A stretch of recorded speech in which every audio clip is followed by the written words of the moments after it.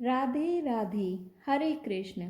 आप सभी को कामदा एकादशी की हार्दिक शुभकामनाएं। पौराणिक मान्यताओं के अनुसार चैत्र शुक्ल पक्ष के एकादशी को समस्त पापों का नाश करने वाली एवं सर्व मनोकामना सिद्ध करने वाली माना जाता है। इस एकादशी को कामदा एकादशी के नाम से जाना जाता है। इस तिथि पर भगवान विष्णु की उपासना करने व कथा सुनने मात्र से जातक की हर इच्छा पूर्ण होती है। प्राचीन काल की बात है, एक नगर था भोगीपुर। इस नगर में पुंडरीक नामक राजा राज्य किया करता था। पुंडरीक के शासन काल में यह राज्य सभी प्रकार के ऐश्वर्य व वैभव से संपन्न था। इस नगर में अनेक अप्सराएं, किन्नर और गंधर्व रहते थे। ललिता और ललित नाम के गंधर्व दंपति भी इनमें से एक थे। दोनों पति पत्नी में आपस में इतना गहरा प्रेम था कि दोनों क्षण भर के लिए भी एक दूसरे से अलग होते ही व्याकुल हो उठते थे। एक बार राजा पुंडरीक की सभा में ललित का गायन चल रहा था। तब ललित सुर लगा रहा था, तभी अचानक उसे अपनी प्रियतमा ललिता का स्मरण हुआ, जिससे वो व्याकुल हो उठा। इससे गायन के दौरान लय में त्रुटि हो गई।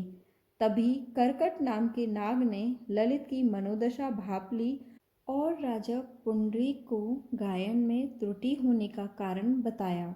यह सुनकर राजा कुपित हो उठा और बोला, अरे मूर्ख, तू मेरे सम्मुख होकर अपनी स्त्री का ध्यान कर रहा है। जा, अपने इस कर्म का फल भोग। मैं तुझे राक्षस योनि में जाने का श्राप देता हूँ। राजा के श्राप के परिणाम स्वरूप ललित उसी समय महाकाय राक्षस बन गया। उसकी नाक किसी पर्वत की कंदरा के समान विशाल हो गई, मुख से अग्नि निकलने लगी एवं गर्दन पर्वत के समान लगने लगी। राक्षस योनि प्राप्त करने के पश्चात ललित का शरीर 8 योजन का हो गया। जब ललित की पत्नी ललिता को इसके बारे में ज्ञात हुआ तो वह दुख से विकल हो उठी और अपने पति के उद्धार के बारे में विचार करने लगी। राक्षसी योनि मिलने के बाद ललित घने जंगलों के बीच भटकता रहता था एवं ललिता उसके पीछे पीछे व्याकुल हो चलती रहती थी। ऐसा करते करते एक बार ललिता श्रृंगी ऋषि के आश्रम पहुंच गई।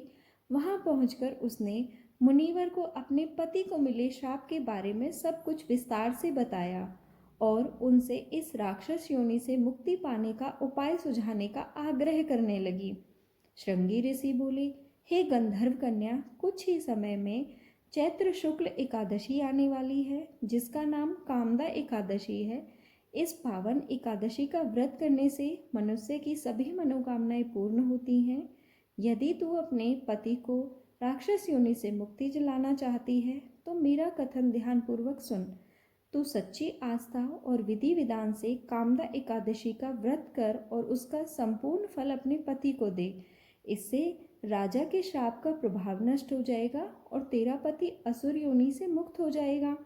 मुनि के आदेश अनुसार ललिता ने चैत्र शुक्ल एकादशी आने पर सच्चे मन से व्रत के नियमों का पालन किया और द्वादशी को ब्राह्मणों के सन्मुख अपने व्रत का फल अपने पति को देती हुई भगवान विष्णु से विनती करने लगी, हे जगदीश, मेरे इस व्रत का फल मेरे पति को प्राप्त हो जाए और वो राक्षस योनि से मुक्त हो जाएं।